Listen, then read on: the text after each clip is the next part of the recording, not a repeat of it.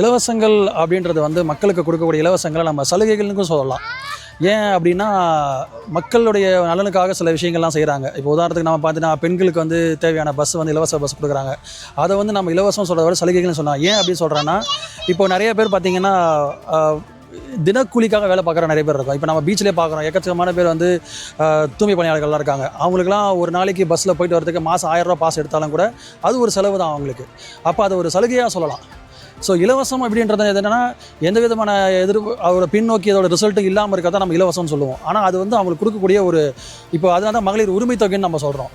ஆனால் அது மக்களுக்கு கரெக்டான ஆளுகளுக்கு போய் சேர்ந்தது அப்படின்னா அது இலவசமாக இல்லாமல் அது வந்து ஒரு சலுகையாக போகும்.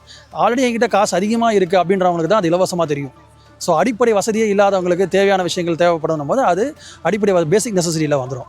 ஸோ அது இலவசமாக சொல்ல முடியாது. அது மூலமாக நிறைய கட்சிகள் இப்போ முன்னாடி ஆண்ட கட்சிகளாக இருக்கட்டும், பல திராவிட கட்சிகள் எதுவாக இருந்தாலுமே வந்து பார்த்திங்கன்னா மக்களுக்காக நிறைய தேவைகள் செஞ்சுட்ருக்காங்க. ஸோ அதனால் இது வந்து இலவசம் சொல்கிறத விட சலுகைகள் தான் நான் சொல்லுவேன்.